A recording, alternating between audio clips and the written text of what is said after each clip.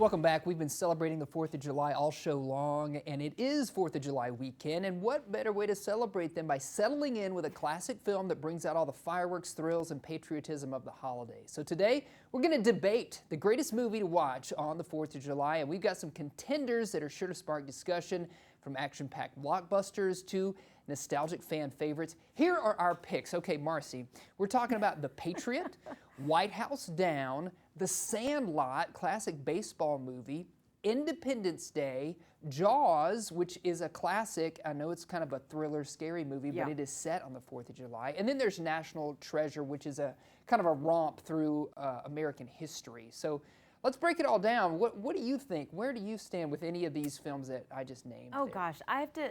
Sandlot is just like the one that stands out to me for Killing me, so Smalls. many reasons. Yes. I love the nostalgia. It's just a fun film. It's something you can watch with your kids. Yes. It takes me back. Yes, I know. We were talking about this in the newsroom today and kind of breaking down our favorites. And one that wasn't on my list initially is White House Down. Oh, yeah.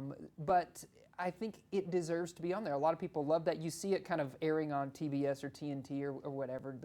Play those American classic movies all the time. And I think I've seen clips maybe, but it's not my kind of movie per se. What about Independence Day? Did you see that one in theaters back in the day? Way Will Smith? back in the day. Yes. Yes.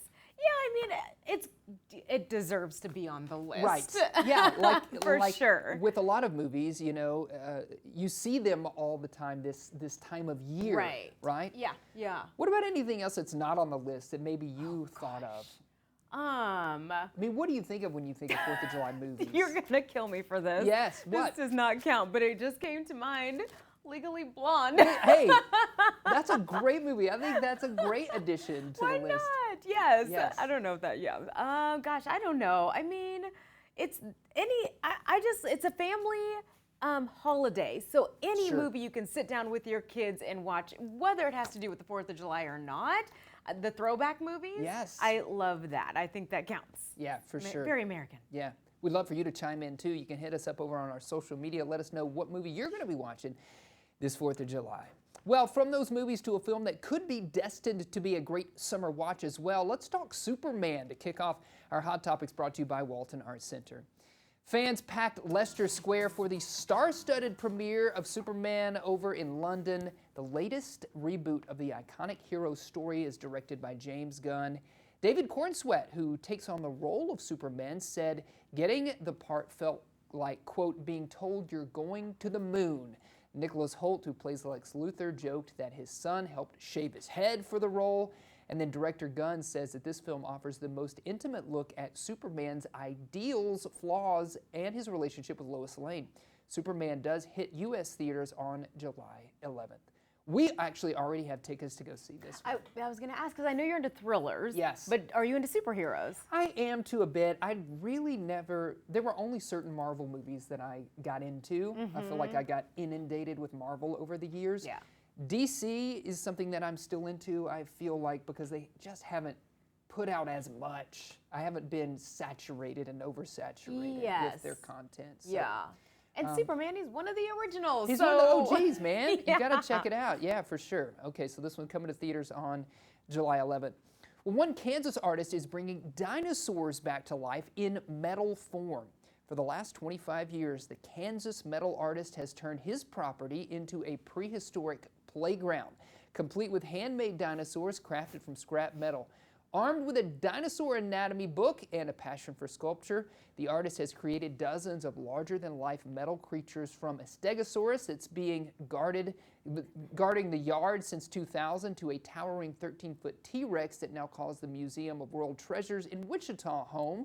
Brinkley's artwork is designed to be recognizable, not too abstract, just the right amount of Jurassic. His yard is open to the public. It's still growing. What do you think about it? I mean, pretty impressive sculptures here. Yes, I mean, the amount of time that he's put into this. Yeah. Wow, that would be, for your your dinosaur-loving child or adult. Oh, yeah, that's right. That'd be a great little road trip. I love it. And of course, we've got the new Jurassic World movie hitting theaters this weekend as well. So all things Jurassic, all things dinosaurs. I love his take on some of these, modernizing them, putting them on a motorcycle. You know? Yeah, Super fun. yes.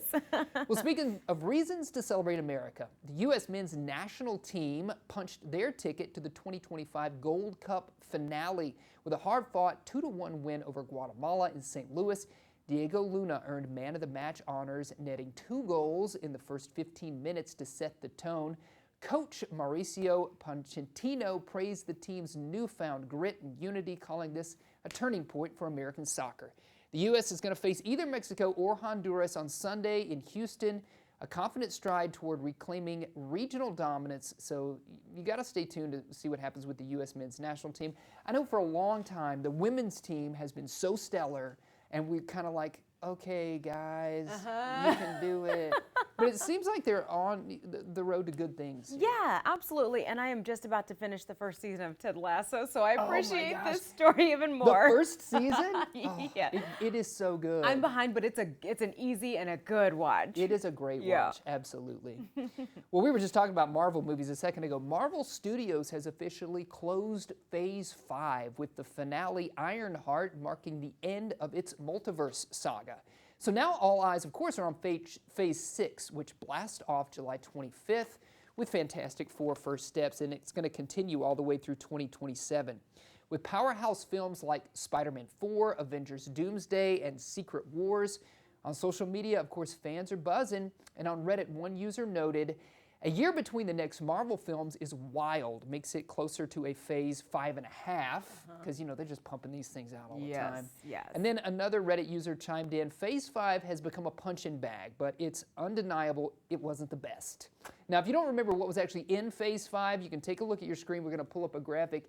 Here those films are, but it kicked off with Ant-Man Quantumania. Do you even remember that one? No. Yeah, I was wondering, have you seen any of these Guardians of the Galaxy? Did you watch maybe Daredevil? What about Deadpool and Wolverine is on that list? Agatha All Along, the Marvel show. The Marvel's show movies are not really my thing or my kids' thing, but Deadpool, yes. Yes, I know. Big fan. We went to see that one last summer in the theater as well. Yeah, so, it was surprised me. Surprised to be surprised. Phase 6 does promise a tighter slate and bold direction, kicking off what many hope will be a stronger chapter in the MCU's next saga, so stay tuned for that. Now here's a question. Do you ever feel like you just really need to blow off some steam? Always. Always. Well, there's a new spot outside of Boston where rage is encouraged and losing it is the whole point. Founded by the McKinney brothers earlier this year, the space lets visitors suit up in safety gear and smash everything from electronics to glassware in a safe, controlled environment. With nearly 700,000 TikTok followers, the spot has become a go-to for birthday parties, exam stress relief, and even post-breakup therapy. Rage Zone is open 7 days a week, and if you're headed to the Boston area, you can book your smashing session online.